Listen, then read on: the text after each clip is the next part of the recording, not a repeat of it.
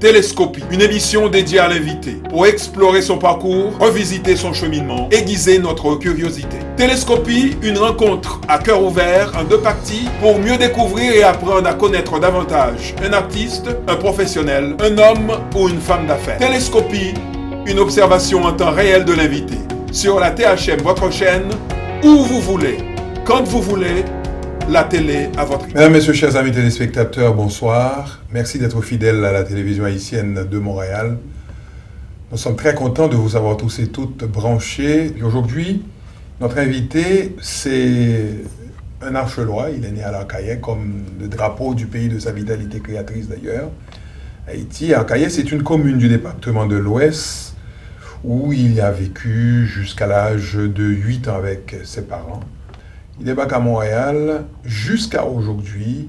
Il a fait le reste de ses études de primaire à l'école Fernand Gauthier à Rivière-des-Prairies.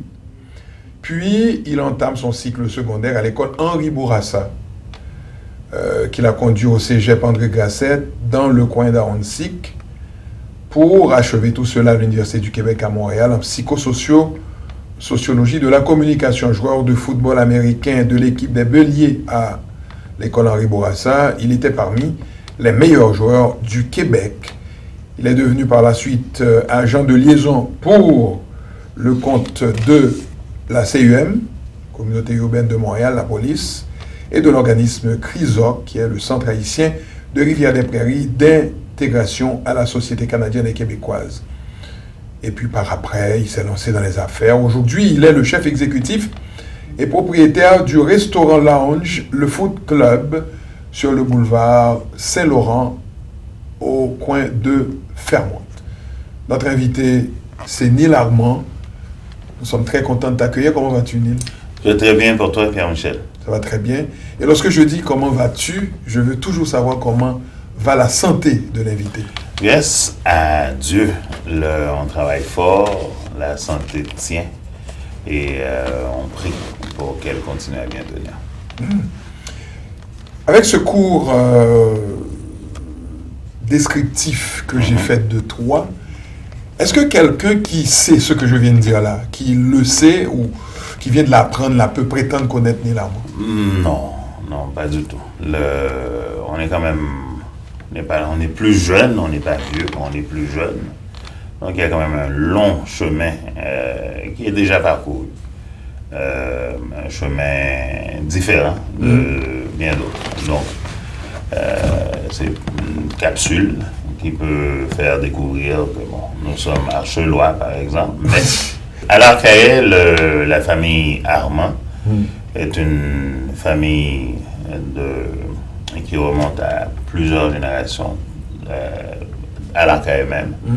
Donc, que ce soit la rue principale qui porte le nom de mes ancêtres, que ce soit, que ce soit le centre médical qui va porter le nom du premier médecin du coin, qui est aussi un parent. Donc, c'est une commune qui est habitée par vraiment une génération, un groupe de personnes, d'individus qui se connaissent et qui se reconnaissent bien. Donc, une place particulière. Et parmi ces gens se trouvent les Armands? Absolument. De combien de générations à peu près? En plusieurs. On peut remonter depuis la fondation même. De l'Arcahaye. Okay. Les Armands sont de l'Arcahaye. Donc, toi, tu es né, comme je le disais en introduction, à l'Arcahaye. Tu y es resté quoi, 8 ans? 8 ans. Une partie de tes études primaires. Après ça, tu débarques à Montréal parce que, les parents ont décidé. Oui, c'est ça. Ça allait être ça. Le choix. Et c'est particulier, cet aspect-là. Puis je prends la peine de prendre la balle au bon. Vas-y, oui. Ça, c'est un aspect que je pense que les gens ont besoin d'éclaircir, que ce soit les gens de la communauté d'accueil, ou les parents, ou même certaines personnes qui sont entrées parce que les parents les ont amenés au Canada. C'est pas un choix. Donc, moi, je n'ai pas fait le choix d'être Canadien. De venir ici. D'être Canadien. C'est pas un choix que j'ai fait. Ça a été imposé. On m'a fait Canadien. La recherche de l'identité culturelle quand on est conscient qu'on n'a pas fait ce choix-là, dans certains cas, je pense qu'elle est plus forte. On n'y reste plus attaché. On essaie de ne rien perdre. On essaie d'aller chercher, d'aller comprendre. Donc, pour moi, c'est très important de ne pas oublier que je suis Canadien, certes, le Montréalais, certes, Québécois, certes, mais je suis avant tout un Haïtien. Oui. Alors, tu es arrivé ici à 8 ans. Est-ce que tu as une idée, je ne dirais pas vague, est-ce que tu as des souvenirs, tu gardes des souvenirs de ton arrivée ici? Un premier souvenir, quand même assez intéressant, on sort et Parce que les deux environnements... complètement différents. Je suis arrivé au mois de mars. On sort à l'extérieur, on m'emmitoufle dans oui, ce que je ne comprends pas. Bienvenue au Nord. Je ne comprends pas la nécessité de tout ça. Okay. Finalement, on sort à l'extérieur, à l'aéroport Mirabel à l'époque. Et il y a de la fumée qui sort. On est dans quelle au mois de mars. Au mois de mars de quelle année? 78. Et le pays était complètement blanc. Et on roule. Au figuré comme au propre. Non, complètement. Dans les deux sens. Mais c'était une impression spectaculaire. Aujourd'hui, je peux faire le lien entre le paysage et presque un environnement spatial que je ne pouvais pas imaginer à l'époque. C'était totalement étranger. Et pour te fondre dans ce nouveau décor, ça a dû te prendre beaucoup de temps, non? Oui et non. Oui et non. J'ai eu la chance d'avoir un père, un directeur d'école, prof de français, et qui nous a permis d'avoir des capacités quand même pour bien comprendre. Où ça a accroché, c'est que le français qu'on a parlé, n'était pas du tout le même qu'on entendait. Oui, parce que... Donc, il y avait des gens qui... Il y avait un décalage. Dans certains cas, c'est pas tout le monde, mais quand on entend les premières notes de Joal... Alors, dans la quotidienneté, là? Mais à l'école. Oui. À l'école, les professeurs. Les gens n'imaginent pas la difficulté que rencontre un élève qui fait face à des tâches régulières qu'il connaît, qu'il maîtrise, mais que la personne qui lui donne des explications, on dirait que c'est du chinois. Le véhicule qui est utilisé pour lui transmettre ce savoir, ça ne correspond pas. Alors, je me rappelle qu'on m'a amené dans une salle une fois par semaine. C'est après que j'ai réalisé que c'est une éducatrice spécialisée avec laquelle que j'étais pour me permettre de mieux comprendre. Mais elle faisait ses tests et tous les tests qu'elle me faisait faire étaient démontrés que je n'avais aucun problème. Et les 2 premiers mois, bien entendu, c'était pas évident parce que on est rentré, je pense que la semaine d'après, j'étais à l'école. On n'était pas dans une classe spécialisée parce que ça n'existait pas à l'époque. À l'époque, oui. À l'époque, on arrivait et on était chanceux s'il y avait un autre noir dans une classe. Les parents, eux, ils avaient, j'imagine, une autre vision des choses. C'est clair. Et d'autres plans aussi. Et ça a été leur responsabilité, leur obligation. C'est à eux d'élever, de nous avoir élevés. C'est à de eux choisir ce qu'ils croient être le... Mais c'est normal. Mais, comme j'étais un petit homme dans un corps d'enfant, j'ai toujours été un petit peu réfractaire par rapport à ça. Je l'ai toujours vécu comme ça. C'est pour ça que... Mais est-ce que ça t'est arrivé d'en discuter avec papa et maman? Pas à ce niveau-là. Pas à ce niveau-là. Mais je pense que c'est quelque chose, c'est une notion très important que beaucoup de gens peut-être ne prennent pas le temps de faire la réflexion par rapport à leur positionnement, par rapport à eux-mêmes quand ils ont quitté Haïti, au niveau du choix, puis les impacts que ce choix a eu ou a encore sur eux dans leur fonctionnement quotidien. C'est une réflexion que je fais depuis que je suis arrivé là. Donc, 8 ans, tu complètes tes études primaires Ouais. que tu avais déjà Entamé. entamées en Haïti. Tu vas à l'école Henri Bourassa. On fait l'école Henri Bourassa, qui est, soit dit en passant, une école À l'époque, c'était...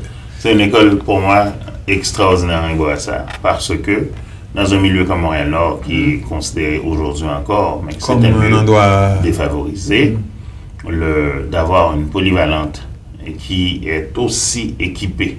Il n'y a pas un équipement possible et imaginable, Pierre Michel. Ouais.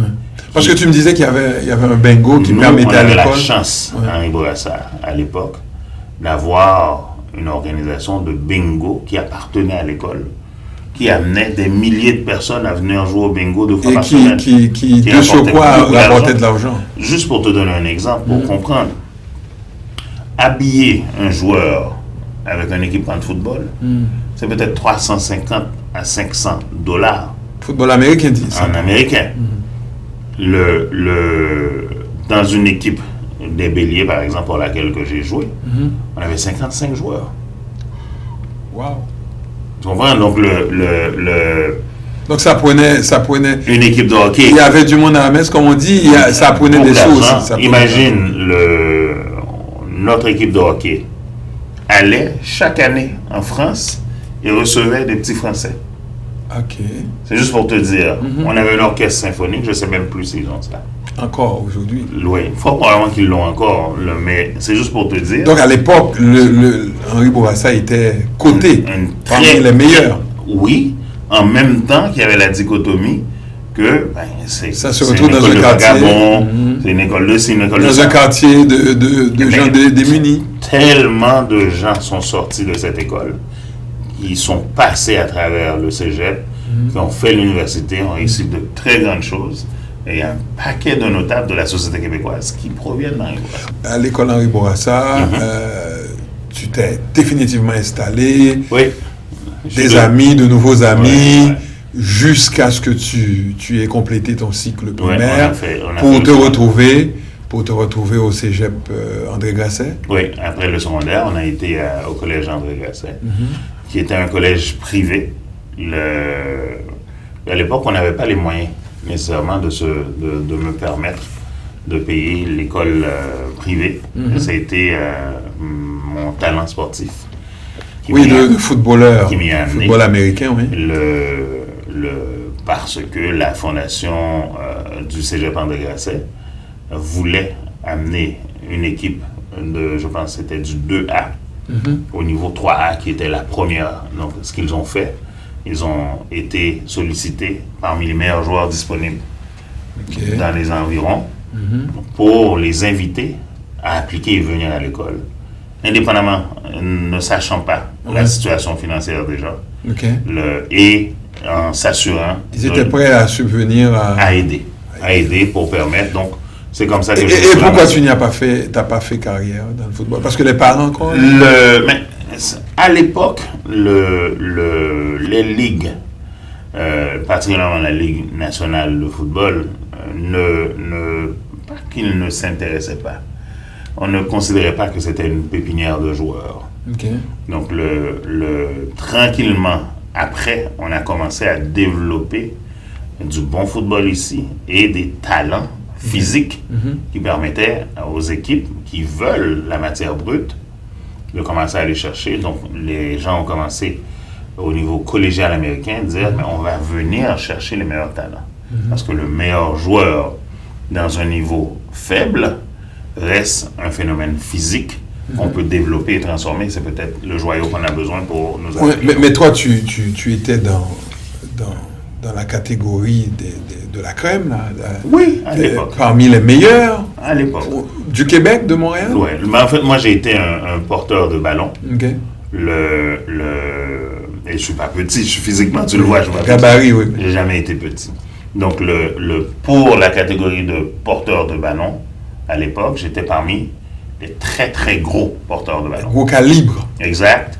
Et j'étais extrêmement rapide. Pas seulement pour la gabarit, mais gros calibre dans le sens de la qualité du jeu. Non seulement la qualité du jeu, oui, parce que j'ai été chanceux de découvrir certains aspects. C'est un jeu extrêmement technique, le football américain. De comprendre certains aspects qui permettent de faire des différences, de se démarquer. Donc j'étais physiquement plus gros et aussi parmi les plus rapides. Il y a obligation des joueurs de football de fréquenter l'école et de compléter l'université. Pour le football américain. Si tu veux jouer, Okay. tu dois. Ah oui, c'est un prérequis. Le passage universitaire est obligatoire. Ah ben c'est bien. Donc il y a tout le système collégial qui est une machine. Donc, par définition, les gens qui s'imaginent que les gros joueurs de football, ce sont juste des gros bras. De un, on force les gens à aller à l'école. De deux, au niveau technique, un porteur de ballon que j'étais, je dois comprendre l'équivalent de 120 jeux préparés d'avance. Je dois savoir exactement à quoi correspondent les mouvements si on appelle le jeu 118. Donc, on va être 11 sur le terrain. OK. On va être 11 sur le terrain et le carrière va appeler, je ne sais pas moi, Power Strength 28, par exemple. Le Power Strength 28 va correspondre que ça va être le deuxième porteur de ballon, qui va recevoir. Je vais énumérer technique, collectif, physique. Comment on met ça dans l'ordre? Qu'est-ce qui vient avant? C'est justement, c'est ça la difficulté et la beauté du football américain. OK. L'ensemble doit être toujours constant et consistant. Donc le collectif. Il n'y a aucune façon pour un joueur de briller sans l'ensemble des joueurs. Okay. Parce que... Donc c'est un élément de l'ensemble, ça prend l'ensemble. C'est le jeu qui est le plus collectif qui existe. Parce que quand je dois aller dans le dernier trou à droite, qui est le 28, tu comprends? C'est les joueurs de ligne qui doivent bloquer et me permettre d'avoir l'ouverture nécessaire pour passer. Sinon donc le collectif d'abord. Absolument. Et pourtant, il y a énormément de gens qui sont victimes de commotion dans ce sport. Parce qu'on frappe avec les casques. Maintenant, c'est de plus en plus interdit. Okay. C'est des techniques qu'on apprend où est-ce que quand un joueur vient, un des éléments, c'est qu'on essaie de frapper avec le casque. Okay. Tu as joué combien de temps? Secondaire, cégep. Seulement le cycle secondaire. Et au cégep. Et au cégep. Ouais. Donc après tout ça, André Grasset, tu complètes ton cégep et puis ensuite c'est l'UQAM, à l'Université du Québec à Montréal pour le psychosocial. Avec une petite pause entre les deux, mais j'ai quand même été à l'UQAM et j'ai été... psychosociologie de la communication. Ce qu'il y a d'intéressant dans ce parcours-là à l'UQAM, c'est que à ma grande surprise, à mon arrivée à l'UQAM, je deviens président de l'association des étudiantes haïtiennes. Ah oui? Oui. Lors d'élections qu'on a organisées, c'était en lien avec tout un processus de participation politique très jeune avec un groupe qui aujourd'hui a donné des fruits, qui est le groupe Action Plus, qui existe informellement, qui sont Franz Benjamin, qui sont Édouard Stacco. Donc, on faisait du militantisme actif au niveau des causes jeunesse à l'époque. Et Henri-Robert Durandis, plein d'autres personnes que Pascal Jean-Baptiste, Panine Jean-Baptiste, Pierre-Gérald Jean, donc qui ont fait partie de ce groupe-là, qui nous a amené à faire beaucoup de militantisme, d'où l'idée que, tant qu'à être à l'UQAM, il y a une association étudiante. Moi, j'arrive avec une équipe, une vision. Okay. On fait des élections. Ils se sont arrangés, ils ont battu toute mon équipe. Okay. Mais ils m'ont laissé passer comme président, donc j'ai fait un court séjour comme président de l'association. Ton diplôme en poche, tu as travaillé professionnellement comme agent de liaison avec la CUM à l'époque. Oui. C'était la communauté urbaine de Montréal, donc c'est la police quand même.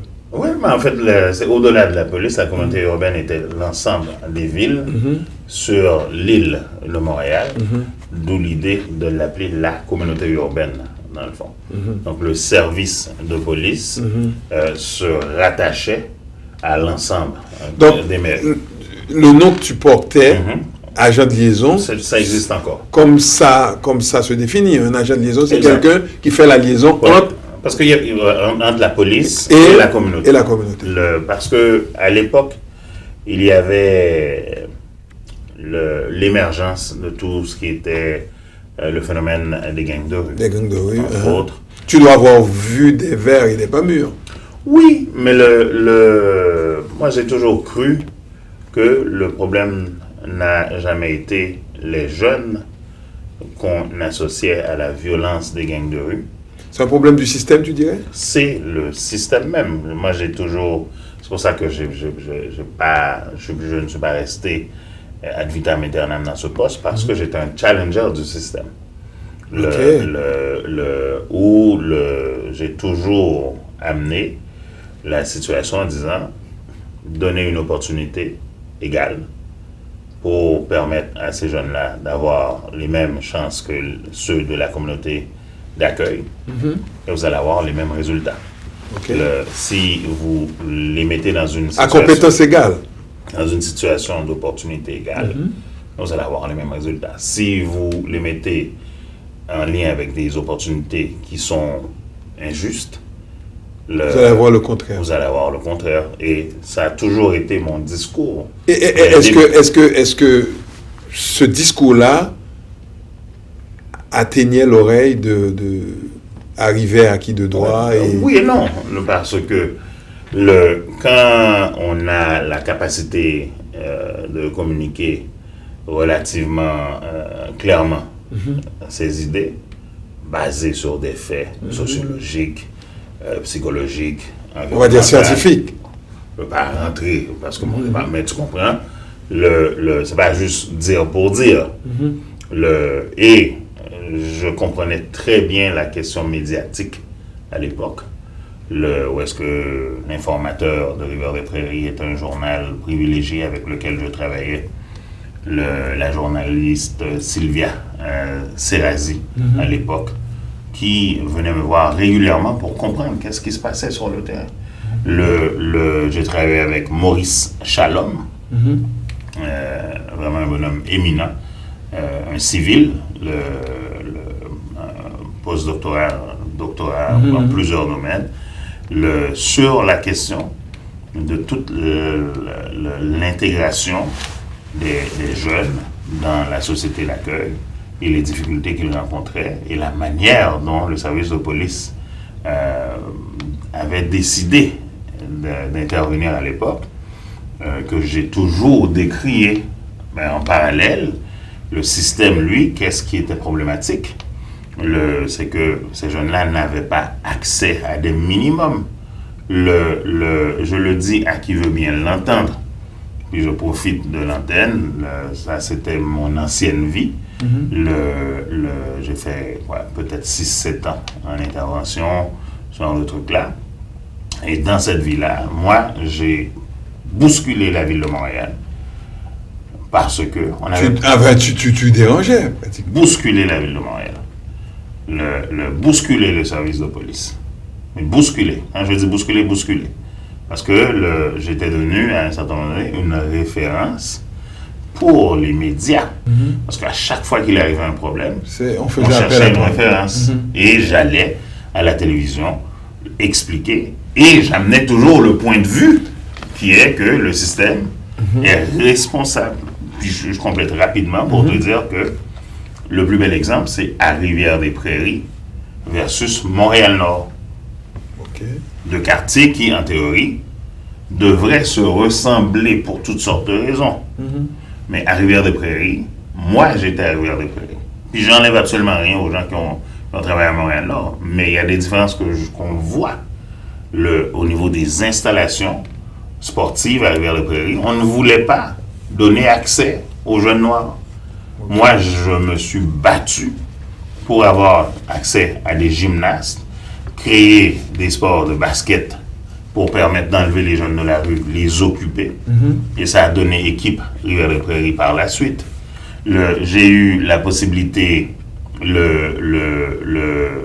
parce que Pierson Varval, qui est avec équipe Rivière-des-Prairies, était un de mes bénévoles à l'époque pour aider à soutenir ce développement-là. Sylvie Lepage, qui était mon allié, qui travaillait à la ville, comprenait ces difficultés-là et nous aidait à monter tout ça. On a réussi à faire que la ville comprenne que des terrains de basket à l'extérieur, c'est une obligation, d'où les terrains qu'on voit, ce sont des choses qu'on a travaillées à l'époque. Okay. Mais ce n'est pas des choses que les gens connaissent. Donc tu as en quelque sorte forcé le système à se mettre au diapason de cette réalité-là. Oui, parce que Est-ce que c'est ça? Est-ce que c'est en gros une partie du rôle de l'agent de liaison? Oui et non.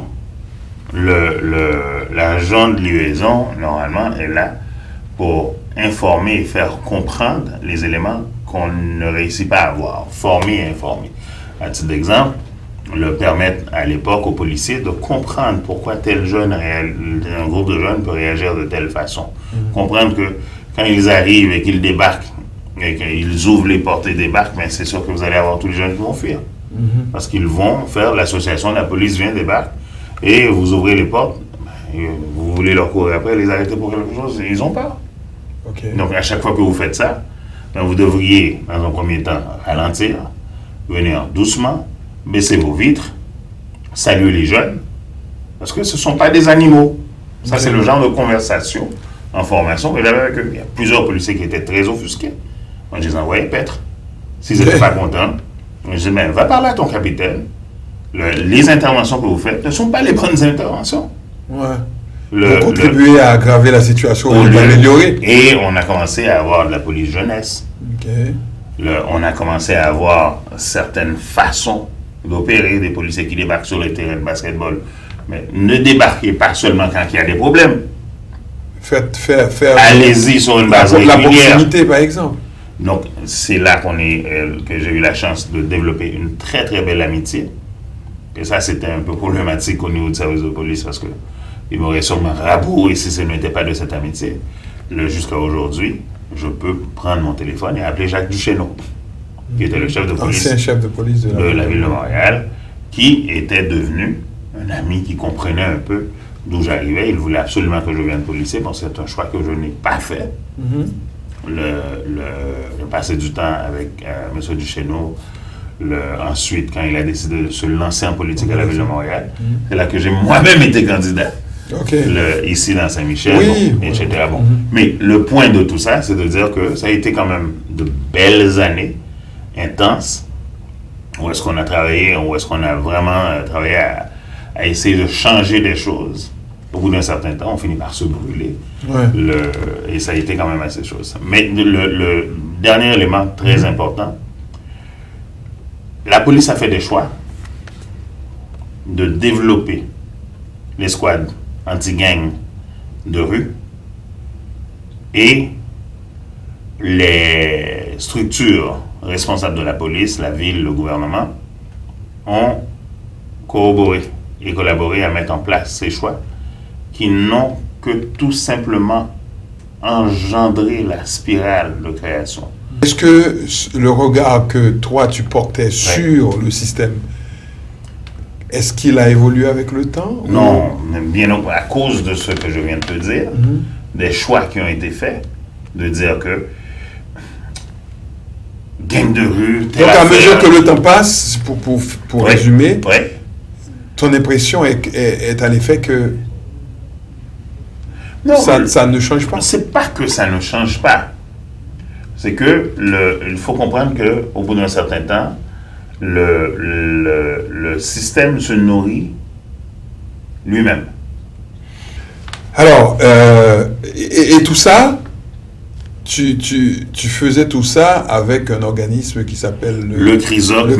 Merci beaucoup. Je m'en aurais tellement voulu de ne pas souligner. Ah oui, parce que ils ont été le CRISOC ainsi que les gens qui étaient là. Qui est le Centre haïtien de Rivière-des-Prairies d'intégration à la société canadienne et québécoise. à travers Alix Joseph, Jean Lafleur et d'autres personnages, mais particulièrement Alix et Jean. Alix a été le directeur, qui ont cru en moi, toujours. Est-ce que le politique aurait dû faire quelque chose qu'il n'a pas fait? Absolument. Absolument, jusqu'à aujourd'hui, ce sont les choix qu'on fait. Okay.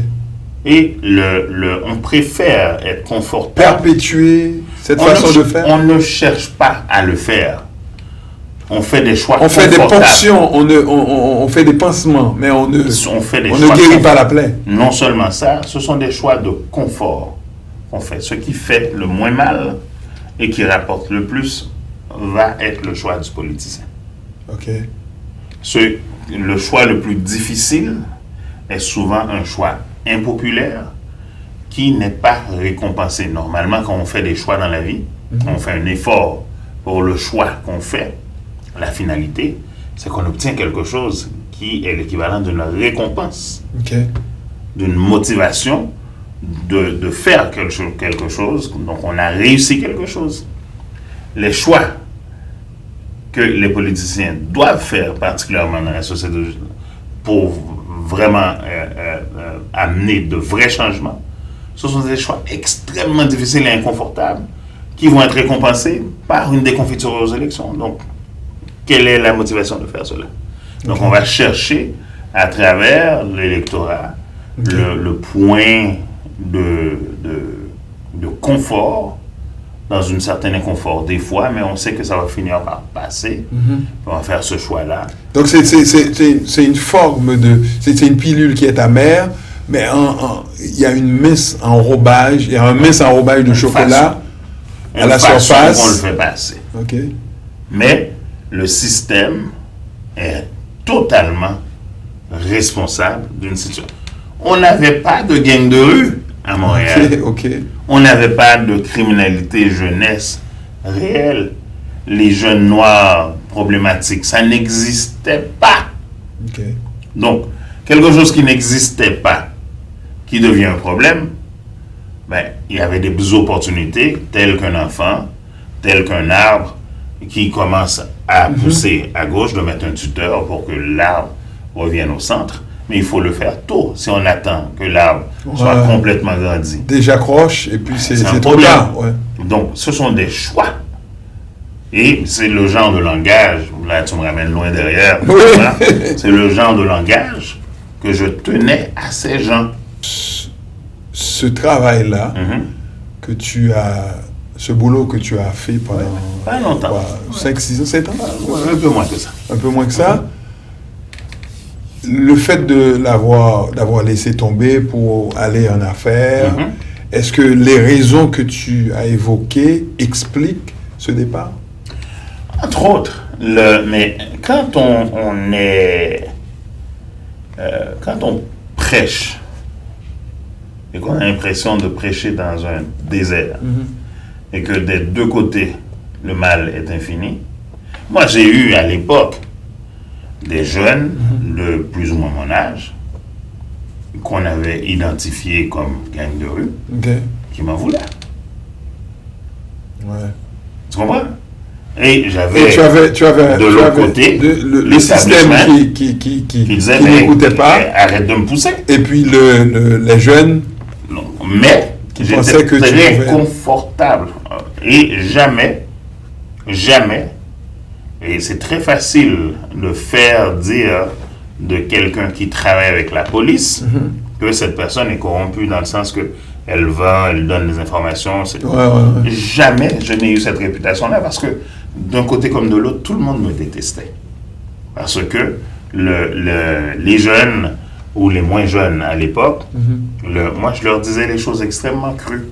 Si tu fais telle chose, puis il t'arrive telle chose, peut-être qu'il aurait fallu... Si tu joues avec les chats, il faut t'attendre à être griffé, voilà. Exactement. En gros. Après ça, tu es parti dans les affaires. Tu as fait quoi avant d'arriver à ce qu'on sait maintenant? Rapidement, j'ai eu une business en informatique à l'époque de Brancher les familles avec Édouard Stacco. Il s'appelait Centre de formation CFI Service, où est-ce qu'on bâtissait réellement le mot, là, assembler des ordinateurs à l'époque. Où est-ce qu'on prenait un motherboard, des cartes, etc. On disque dur, monter les ordinateurs, s'occupe de ça. Avec des logiciels d'application. Qu'on installe par la suite. Bon, on a fait ça. Ensuite, on a eu une compagnie d'uniformes médicales. On a voyagé partout à travers le Canada. Et ça m'a donné le goût des ventes. Et ces deux aventures-là se sont terminées pour X, Y raison. Et j'ai eu la chance de faire par la suite une carrière corporative tout simplement phénoménale et extraordinaire. Avec une compagnie, une multinationale qui s'appelle Néopost. Néopost mondial, mais j'ai travaillé pour Néopost Canada. Parce que je suis passé une quinzaine d'années, si tu veux, de représentant vendeur à directeur régional pour l'Est du Canada. Ça a été un très très beau passage au corporatif. Ensuite, j'ai travaillé pour Xerox Canada, où est-ce que j'ai fait les très très très grands comptes qu'on appelle Large Enterprise. Ça, un représentant qui fait Large Enterprise va s'occuper de 5 comptes, par exemple, maximum. Desjardins, la Sun Life, ce genre de trucs. J'ai aussi fait les Graphic Communications. Donc, tous les billboards, les pancartes, les sites, etc. qu'on voit, les équipements qui coûtent plusieurs millions de dollars, j'ai fait ça chez Xerox. Chez Xerox pendant combien de temps? Pas longtemps. Chez Xerox, ça a été 2 ans. Néopost Canada, on parle de plus de 15 ans. De plus de 15 ans. Et la radio dans tout ça est arrivée comment? À cause de Steve, je crois. Oui, hein? C'est arrivé à cause de Steve, je crois. C'est elle qui est venue à toi ou toi qui es allé... Parce que, en filigrane à tout Enfin, je parle de la radio. Non, tout à fait. En filigrane à tout ce qu'on raconte là, on a toujours eu un intérêt très marqué pour la politique. Et on a toujours lu beaucoup pour comprendre et voir les jeux de coulisses, etc. L'avènement de Barack Obama a comme amplifié ce désir. C'était l'élément déclencheur. Et j'ai été voir Steve une fois. J'ai dit, Steve, ok, tu fais une émission. C'était à CKDG sur Avenue du Parc. C'est une fois de temps en temps, si tu veux, on pourra parler de politique américaine. Tu pourras m'inviter. Steve, de ne pas me prendre au sérieux, comme Steve seul peut le faire, décide de me dire, bon, ok, on va à côté, on va aller prendre un café. Et on a passé 1 heure à jaser. Il m'a dit, oh, bon, écoute, moi je pense que tu peux le faire, mais si ça ne marche pas, là, je vais te demander. Steve, ce que je ne sais pas, je sais que je ne sais pas. Donc, montre-moi. À partir de là, j'ai commencé une collaboration avec Steve, bon an, mal an, hiver, été, appris les rudiments de communication. J'ai eu Mary Griffith, qui est un vétéran de longue date. Est-ce que tu t'y plais? Énormément. J'ai eu beaucoup de plaisir à faire ça, à un tel point. Enfin, est-ce que lorsque j'ai dit, j'aurais dû dire, est-ce que tu t'y es plus, mais est-ce que tu t'y plais? Oui, je m'y plais. Parce que tu le fais encore. Oui, à un tel point, parce que le personnage ou la personne que tu as entendu un peu en lien avec l'agent de liaison, c'est moi. Ok. C'est la même personne qui veut changer le monde. Tu comprends? Refaire le monde. Exactement. Donc, mais on est plus vieux, on est plus sage, on fait plus attention, mais on est toujours animé des mêmes flammes. Ouais. Tu as fait une courte incursion dans la politique. C'est une discipline qui pourrait t'intéresser à l'avenir? Non. Pourquoi? Parce que j'en fais à tous les jours. Oui, manger est une politique pour ne pas mourir de faim, on le sait. Non, pas dans ce sens-là. Moi, je suis fondateur du Fonds 1804 pour la persévérance scolaire. Moi, j'accompagne Franz Benjamin depuis ses premières armes en politique, avant même qu'il soit un élu. Quand il a été président du, je pense, Bureau interculturel, moi, j'ai été le forum jeunesse de l'île de Montréal. J'ai été le seul haïtien dans le premier forum jeunesse élu. J'ai fait le sommet du Québec et de la jeunesse en tant que protestataire.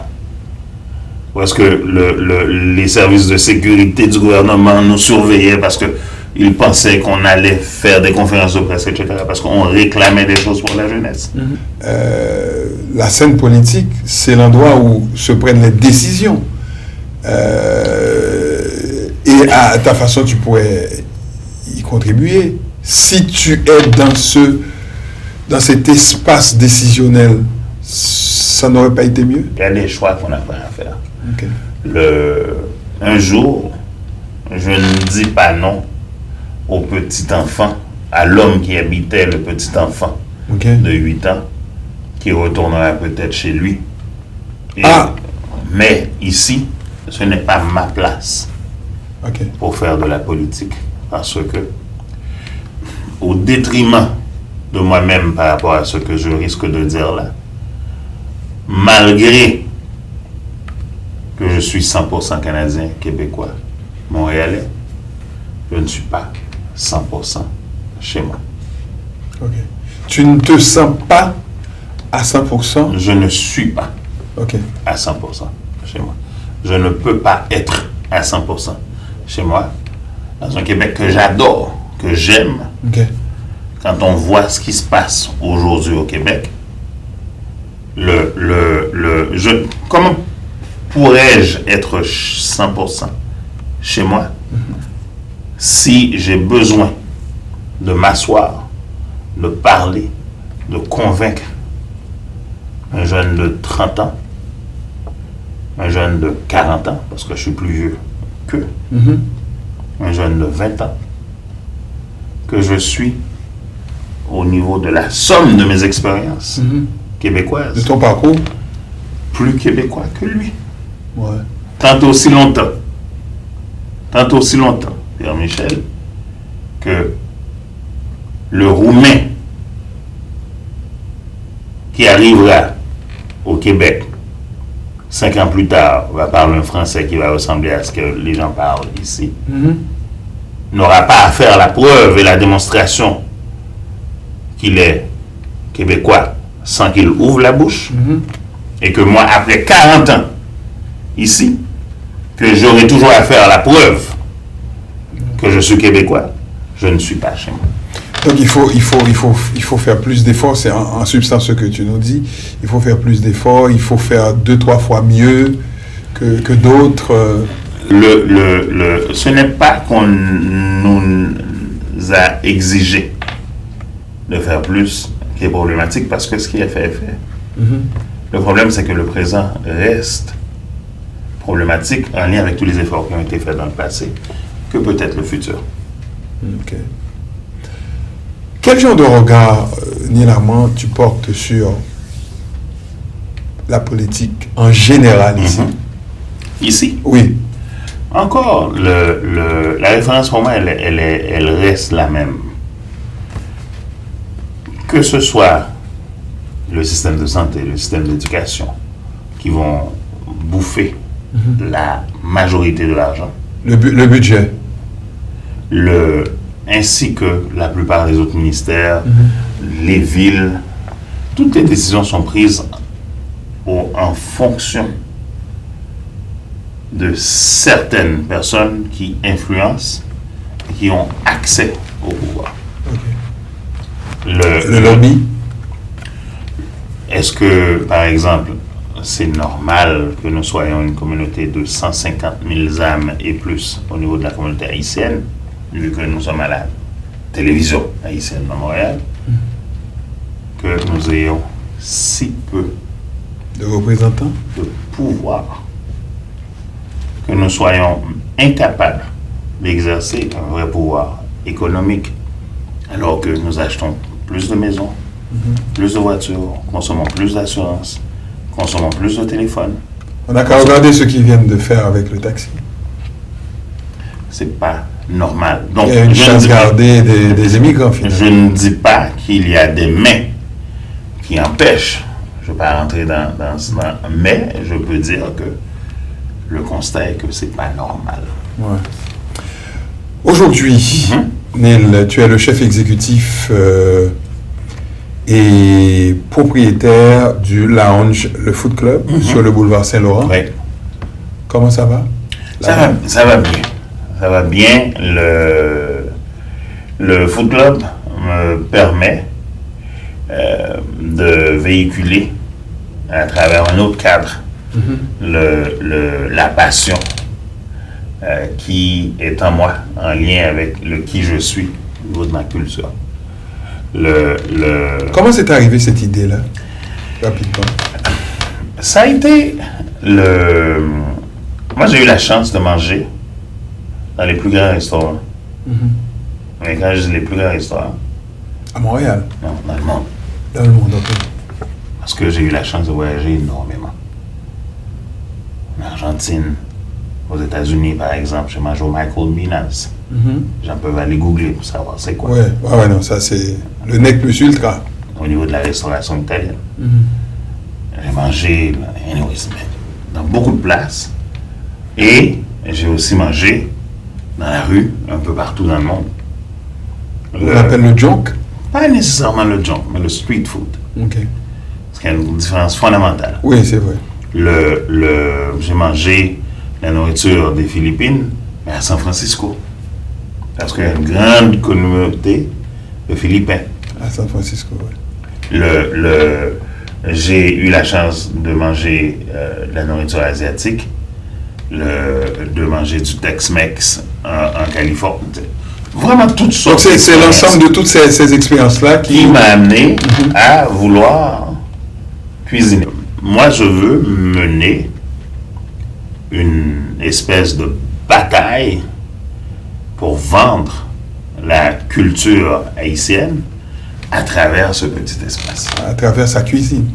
Non seulement la cuisine, c'est pour ça que c'est aussi un restaurant lounge. Okay. Parce que l'haïtien ne fait pas que manger. Ouais. Quand il s'amuse, il danse, il chante, il y a une ambiance. Ouais. Donc c'est un ensemble de choses qu'on invite les gens à venir vivre au Foot Club, mais dans un contexte totalement différent. Ce que je présente aux gens, c'est non seulement de la nourriture que je prétends qui est d'une qualité très, très... La nourriture que toi tu consommes, donc tu fais manger au ça. Minimum. Ouais. Au minimum. Et l'environnement du Foot Club, ce sont des canapés très luxueux, etc. Donc, mais reflétant quoi? Reflétant ce que nous sommes, nous les Haïtiens. Ce que les gens peuvent penser que l'Haïtien... Non, un Haïtien, c'est l'être qui s'habille le plus. Le plus chic, oui, c'est vrai. Qui porte les meilleurs parfums.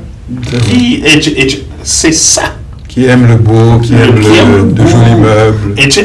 Donc, tu vas chez l'Haïtien qui travaille à $12 de l'heure ou celui qui gagne $120 000 de l'heure. Crois-moi. Par année. Par année. Mais le salon va être le maximum possible.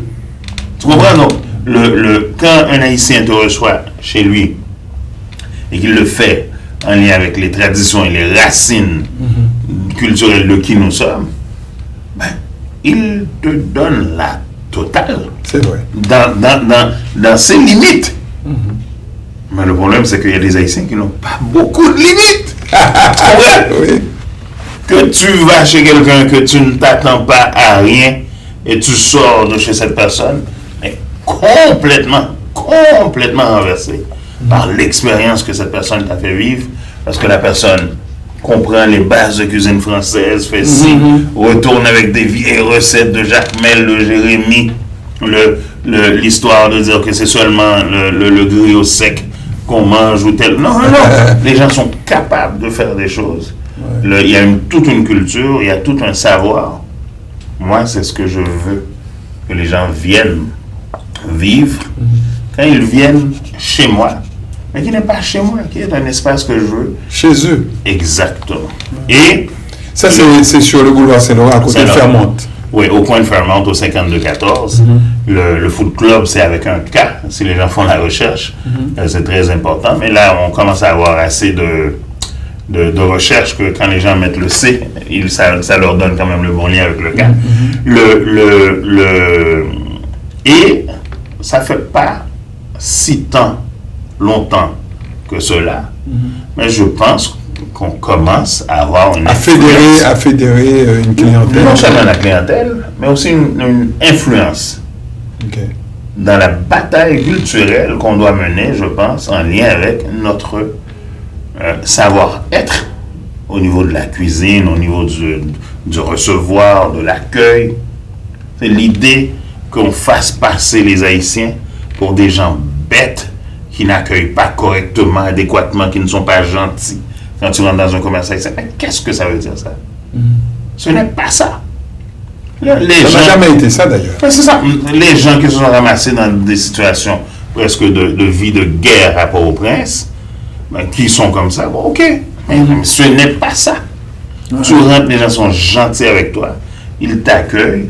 Ils veulent savoir comment ils peuvent aller dans la cruche, le puiser l'eau la plus fraîche pour te remettre, pour te donner, de t'accueillir, s'assurer. Et sortir les plus beaux apparats. On mouille le sol. Les meilleurs ustensiles. Oui, on mouille le sol par terre pour éviter qu'il y ait de la poussière ou quoi que ce soit pendant que ça.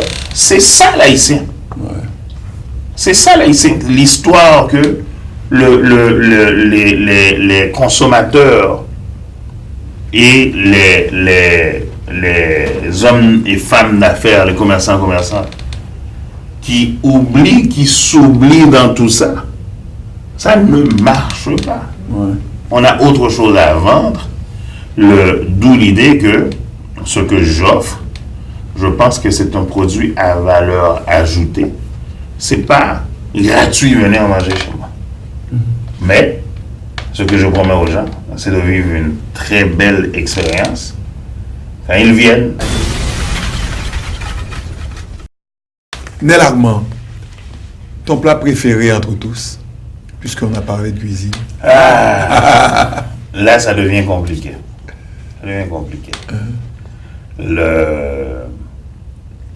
Je pense retourner à des souvenirs d'enfance, parce que ce qui est élaboré, quand on a la chance de manger plein de trucs élaborés, c'est correct. Mais je préfère revenir à certaines choses. Je pense que c'est un riz blanc avec un poulet en sauce, fait dans un pois vert et pois Congo mélangé que ma mère faisait, souvent les dimanches. Tu as des habitudes alimentaires particulières? Je ne penserais pas. Je me nourris relativement très bien. Je comprends très bien la dynamique des aliments. Nous, par exemple, au restaurant, on va s'assurer de faire comprendre à ceux qui ont besoin de comprendre qu'on comprend s'ils ont une diète keto. On peut leur servir de la nourriture haïtienne, et qui va correspondre à leur diète keto. S'ils souffrent d'intolérance au lactose, s'ils veulent s'assurer qu'il n'y a pas de gluten, vraiment un ensemble de choses. On prend soin du client. Oui. Ouais. Aucun problème. Est-ce que tu as plus thé ou café? Café. Tu es en colère. Est-ce qu'il y a une personne qui existe, qui peut, par sa seule présence, faire retomber cette colère? Je pense qu'il y en a trois. Il y a ma mère, par défaut, pas parce que la colère passe, parce que de par mon éducation, on ne peut pas être en colère quand sa mère est autour. Ça, c'est comment j'ai été élevé. Je pense qu'il y a mon ami Édouard Stacco. Si Édouard est là, il ne me permettrait pas d'être en colère. Et la troisième personne, c'est? Le Patrick Delmas. Un autre ami. Alors, qu'est-ce qui peut te faire éclater de rire dans un moment de colère? Pas grand-chose. Parce que je ne me rends pas à la colère facilement. Donc, pour redescendre, ça prend un ascenseur. Oui. En fait, ça va être sur plusieurs étages. Est-ce que tu as du style à transformer tous tes rêves en réalité? Je suis plutôt du style à choisir mes rêves que je peux transformer en réalité. Est-ce que tu te crois timide? À certains égards, oui. Exemple? Je suis pas. Les gens me perçoivent comme quelqu'un de très austère, de ne pas ouvert, de ne pas approchable, jusqu'à ce que l'on réalise que je suis quelqu'un de très convivial, jovial, etc. Mais je pense que c'est peut-être en lien avec une certaine forme de timidité que je n'ouvre pas de canaux de communication facilement avec les gens. Est-ce que tu te considères comme un épicurien, quelqu'un qui jouit pleinement de sa vie? J'ai du mieux que faire se peut, absolument. OK. Regarde la preuve, les quelques livres en trop que j'ai. Est-ce que tu crois avoir réalisé des choses auxquelles tu ne t'attendais pas, tu ne t'y attendais pas? Et donne-nous un exemple. Regarde, il y a plein de trucs que je pense que j'ai fait qui sont des choses quand même notables. Mais, en toute honnêteté, j'ai été choyé par la vie dès mon enfance où on m'a juste fait comprendre qu'il n'y a aucune limite à ce que je peux faire. OK. Donc tu crois être à la place où tu rêvais d'être? Jamais. Parce que il ne faut pas se rassasier de où est-ce qu'on est rendu, parce que il faut avoir des rêves. Quelle est ta plus grande qualité? Je pense que je suis une personne humaine. J'aime les gens. Ton plus grand défaut? Je suis peut-être un peu naïf. Impulsif? Pas nécessairement. Pas nécessairement. C'est sûr que je fais très confiance à mes instincts, donc il peut amener des apparences qu'on pourrait penser que c'est de l'impulsivité, mais au niveau de mon moi intérieur, je me fais une très grande confiance. OK. Est-ce que tu sais reconnaître que tu t'es trompé? Est-ce que tu acceptes de te... L'idée d'en se tromper, il faut apprendre. Et pas juste de reconnaître. Donc, le reconnaître est la première phase. Mais il faut apprendre de ses erreurs. Donc, tu t'aperçois que tu te trompes, tu fais quoi? On corrige. On corrige, mais avant de vouloir corriger, il faut comprendre et apprendre. OK. Tu pourrais te résumer en 5 mots, Neil? Je pense être quelqu'un de gentil, profondément. Gentil. Chaleureux. Généreux.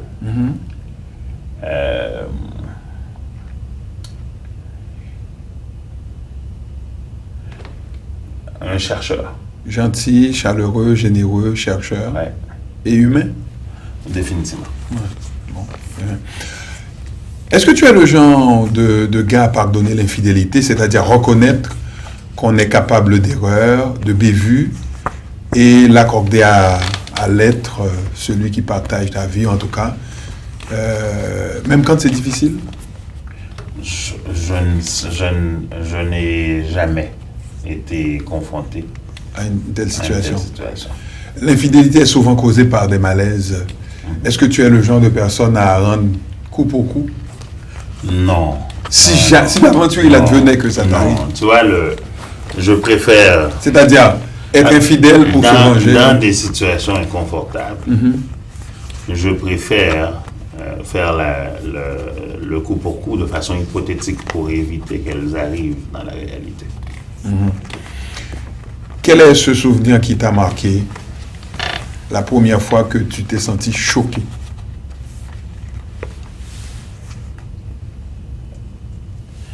C'est un peu compliqué.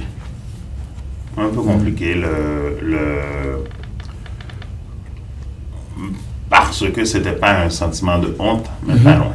Ok. De me voir dans un état où je n'étais plus en contrôle de moi-même. Quand est-ce que tu as menti la première fois? Je me rappelle pas. Je me rappelle pas. Mais est-ce que tu as déjà menti pour sauver ton honneur, Nel? Je pense que j'ai la plus belle chose qui m'est arrivée quand j'ai menti, c'est qu'il y a des amis, quand j'avais peut-être, je sais pas moi, 10 ans, 11 ans, qui m'ont amené au centre d'achat. À Montréal-Nord, au centre d'achat en Bourassa, je me rappelle encore comme si c'était hier. Ok. Et ils avaient l'intention de voler des vêtements, Ok. des affaires, donc ils avaient un plan. Ils avaient peut-être 11-12 ans. Et moi j'aurais dit, moi je suis pas capable de voler, je sais pas voler moi. Ok. Et ils m'ont dit, écoute, ne t'en fais pas, tu vas faire le spot pour nous. C'est quoi le spot? Tu vas surveiller. Ok. Le temps qu'ils rentrent dans les vestiaires pour se changer, pour faire semblant qu'ils vont essayer les vêtements. Donc tu es Ils l'éclaireur. vont mettre, ils vont mettre des vêtements en dessous et je dois surveiller. Mais pour me mettre dans le bain et me commettre, ils me disent que je dois au moins prendre un petit quelque chose. Si eux prennent un grand risque, je dois prendre un petit risque au moins. Ok. Et l'idiot de voleur que je suis mal a décidé de prendre un petit camion Superman. Ah oui, hein? Et je me suis fait prendre. Aïe, aïe, aïe. D'où l'idée que si c'était une carrière pour moi, mais cette carrière-là Qui a été- n'a pas duré du tout. Ok. Combien de fois tu as menti pendant l'émission, là? Pendant notre discussion? Je suis trop vieux. Est-ce que tu es plus Armand que Nel? Je suis très armant. Pourquoi? Parce que c'est un nom qui est lié à mes racines, qui sont quand même relativement clairement identifiables. Quel est le mot que tu aimes le plus et celui que tu détestes le plus?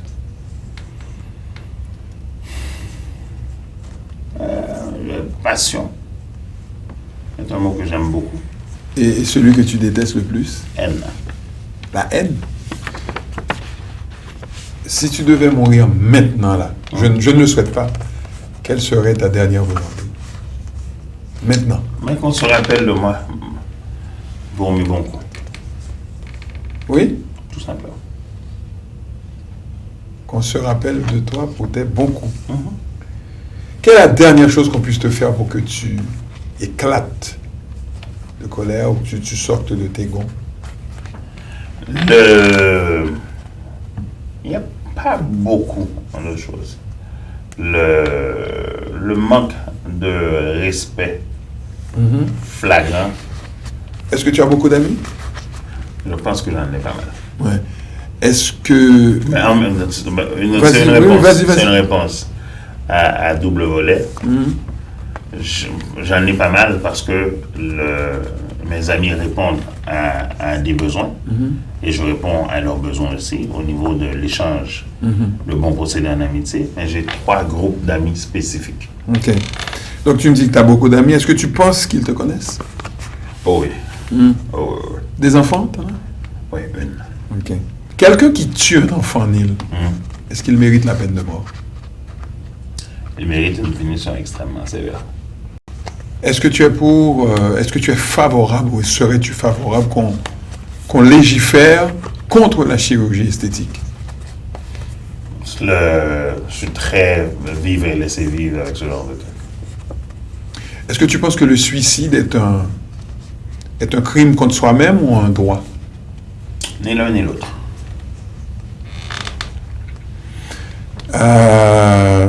Tu sais faire à manger. Un petit peu. Un petit peu pas Et mal même. quand tu veux impressionner quelqu'un, tu fais quoi? Des œufs bouillés, spaghettis? Non, rien, dans le sens que j'ai assez de connaissances en cuisine pour demander aux gens qu'est-ce qu'ils aimeraient manger Ok. le plus et le faire. Qu'est-ce que tu fais d'autre pour meubler ton temps lorsque tu n'es pas Je au suis- lounge? Ma tête fonctionne à au moins 15, 16, sinon 17 heures par jour au minimum. Donc, je suis un féru d'informations. En fait, de connaissances générales, de culture et d'informations ensuite. Tu choisis quoi, endormir seul sur une tombe dans un cimetière ou seul la nuit dans un cercueil à l'intérieur? Je préfère avoir la liberté d'être à l'extérieur. Sur une tombe dans un cimetière? Ouais. Au moins, je peux gérer ma sortie. Est-ce que tu es croyant? Absolument. Si tu rencontres ton Dieu et qu'il t'a donné de lui demander quelque chose, de lui poser une question, quelle est-elle cette question et tu lui demanderais quoi? En fait, a priori, il n'est pas le mien. Il est celui de tous, ceux qui croient. Et secondo, pourquoi laisser ce qui ne devrait pas être? Se faire. Dans quelles lunettes tu regardes l'avenir de Neil Armand? Une lunette avec un horizon d'avoir accompli quelques aventures au niveau des affaires. On regarde une perspective, que ce soit avec l'émission de croissance, que ce soit avec le restaurant de croissance et aussi de potentiel multiplier ce qu'on fait pour être capable de vendre un peu plus, de permettre à plus de gens d'accéder à ça. Donc, si tu as un message, c'est à toi maintenant, les gens fait, le message te regardent. Dans un premier temps, avant de passer un message aux auditeurs et téléspectateurs, c'est de te remercier pour le moment qu'on a passé ensemble, parce que ça a de la valeur pour moi, échanger et discuter. Dans un deuxième temps, je remercie vraiment tout le personnel, Franz, vraiment tous les gens toute l'équipe, qui se battent, qui sont dans une guerre perpétuelle, parce qu'ils ont un idéal auquel ils nous croient. avons choisi de livrer la qualité. C'est un idéal auquel vous croyez, que vous vous battez, que vous travaillez à réaliser. Donc, je vous félicite pour cela et je vous dis de continuer bon succès. Pour ce qui est des gens qui ont eu la chance d'être à l'écoute aujourd'hui et qui ont fait ce choix-là, je les remercie d'avoir pris le temps d'écouter une personne comme moi, avec toi en entrevue. S'ils ont découvert des trucs intéressants, je suis content. Et parce que là, ils te regardent, la caméra. S'ils ont découvert des trucs intéressants, je suis content. Mais j'espère avoir pu éveiller en quelques personnes une certaine curiosité par rapport à eux-mêmes. Par rapport à la référence que je faisais au petit homme qui habitait, à l'homme qui habitait le petit moi quand j'avais 8 ans, qui se pose des questions sur est-ce que je suis haïtien, est-ce que je serai québécois un jour, et qui veut vendre sa culture à tout prix, en valeur ajoutée, qui rappelle que l'habitant qui te reçoit va faire tout le nécessaire pour que tu sois bien reçu, pour que tu ne sois pas malade, que tu sois à la fraîcheur, etc.